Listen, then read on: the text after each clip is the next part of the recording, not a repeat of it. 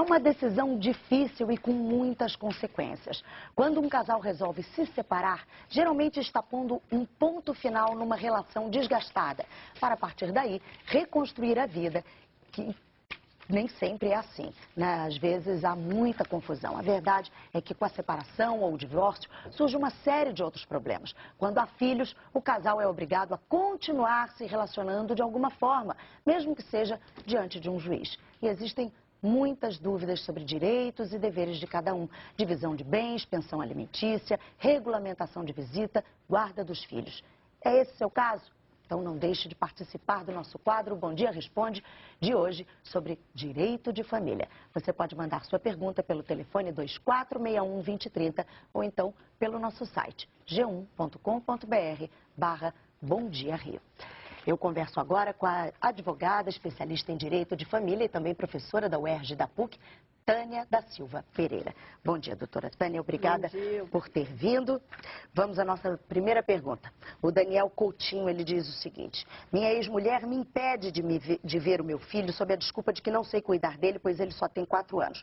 No entanto, desde o nascimento, fui eu que sempre tive maior contato com ele, pois ela trabalhava fora e ele trabalhava em casa. Agora que estamos separados, meu filho chora para dormir na minha casa e o juiz só autorizou que eu ficasse com ele nos sábados e domingos alternados de 10 às 5 da tarde. Como ele pode mudar essa situação? É o que ele pergunta. Geralmente, quando se entra com uma regulamentação de visita, o juiz, diante de vários processos e diante de uma presunção de que quem sabe cuidar de filhos é mãe, há uma iniciativa no processo, inicialmente, de afastar um pouco da forma habitual. Quer dizer, de não afastar. Mas uma equipe técnica vai avaliar isso. Então, é muito importante que as pessoas que têm essa convivência, esse pai participante, se documente com declaração de pessoas conhecidas, com fotografias, mostrando a rotina, no sentido de convencer esse juiz que se trata de uma situação excepcional, diferente do habitual, dessa presunção de que mãe é que sabe cuidar. A Marilene Marinho, pela internet, diz o seguinte: a irmã dela é separada, tem um filho de 9 anos. O ex-marido já tem uma nova família, mas não a deixa em paz, dificulta a vida dela sempre que pode. Como ela está desempregada, pensa em se mudar para Santos, em São Paulo, onde tem família. O que ela pode fazer para que possa viajar com o filho e sair do Rio sem ter problemas com o marido ou com a justiça? Ela deverá entrar com uma medida judicial de regulamentação de visita, informando objetivamente sobre essa nova oportunidade que ela tem de trabalho e pedindo que liminarmente ou em tutela antecipada seja autorizada a saída dela. Os juízes têm concedido isso. A Fernanda de Copacabana diz o seguinte: ela vive há 11 anos com o pai do filho dela, que tem 5 anos. Eles não têm nenhuma declaração formal de união estável. Ele tem uma filha, hoje com 14 anos, do primeiro casamento, que foi um casamento formalizado. Essa filha vive com a mãe. Ela diz que constituíram ao longo desses 11 anos alguns bens móveis e imóveis. No caso de falecimento ou separação, que direitos tem o filho dela, que é dessa união não oficializada? Esse filho é herdeiro necessário dele. Então, na hipótese de morte, esse filho não tem dúvida. Na hipótese de separação, eu acho que ela que tem que fazer entrar com uma ação de regularização dessa união estável, reconhecimento e partilha. Hoje se faz da mesma forma que se faz uma separação.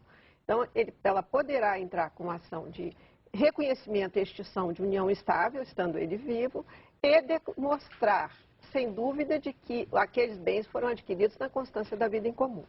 A Luciana de Souza, de Jacarepaguá, na Zona Oeste, diz que mora há 2 anos com o companheiro, mas não são casados oficialmente.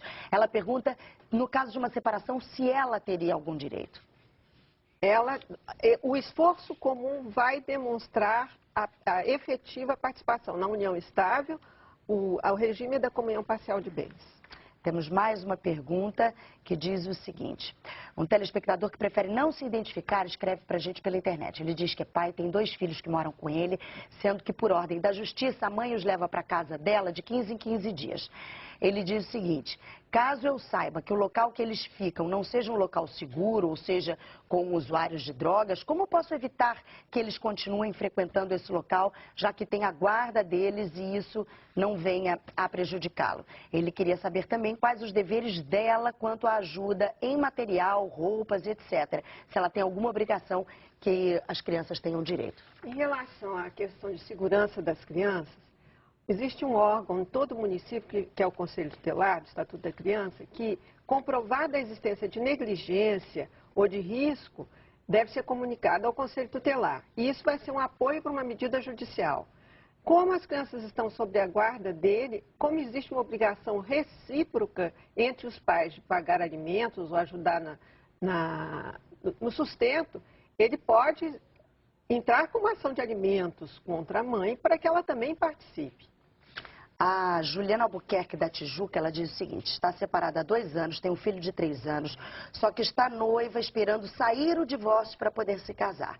O noivo mora em São Paulo, tem casa própria, boa situação, e ela está indo morar em São Paulo porque vai se casar e também porque recebeu uma ótima proposta de trabalho. E aqui no Rio de Janeiro ela não ganha muito. Ela vai passar pela primeira audiência e quer saber quais são as chances do juiz impedi-la de morar em outro estado devido às visitas do pai.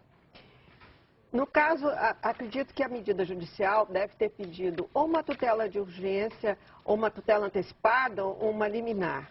Ela tem que demonstrar nessa audiência que o melhor interesse dos filhos é estar com ela numa situação de acolhimento ideal.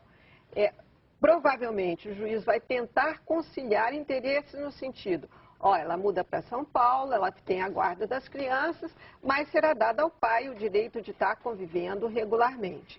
E ambos devem, diante dessa alternativa de melhora de vida, ter uma situação definida. Perfeito. A Roberta Pereira, pela internet, pergunta o seguinte: a criança pode ser ouvida pelo juiz quando a guarda é disputada pelos pais? Colocar a criança na briga entre os pais em juízo não deve acontecer. Mas nada impede que a equipe interprofissional que trabalha no juizado ouça essa criança, veja conforme a idade, se ele já é adolescente, terá um peso importante, se ele é criança, terá um peso relativo. O Sérgio, pelo telefone, diz o seguinte: ele mora com a mãe do seu filho de 6 anos por questão de conveniência. Ele diz que ela bate muito no filho e ele quer saber o que pode fazer judicialmente para responsabilizá-la pelas agressões na criança. Toda vez que ele questiona, recebe a ameaça de que ela vai sumir junto com a criança. Havendo indícios de violência, os pais, qualquer dos pais, tem como denunciar na delegacia especial, aqui no Rio, inclusive, tem a delegacia da criança vítima. E esse será um elemento importante para se tirar a guarda dessa mãe, ou dar um atendimento aos dois no sentido de conciliar essa convivência.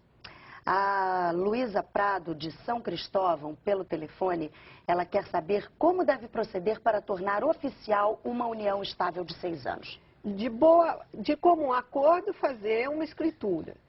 Se há um conflito, então vamos entrar com uma ação de reconhecimento de união estável.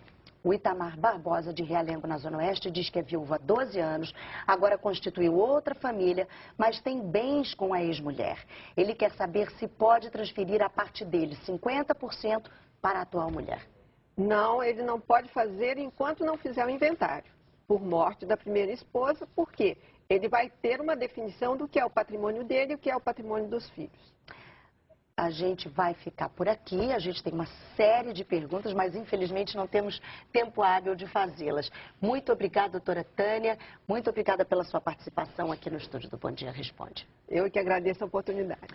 E as perguntas que não foram respondidas aqui no estúdio vão estar daqui a pouquinho na nossa página na internet. A advogada e professora Tânia da Silva Pereira vai tirar todas as dúvidas que foram enviadas. Acesse a nossa página e confira.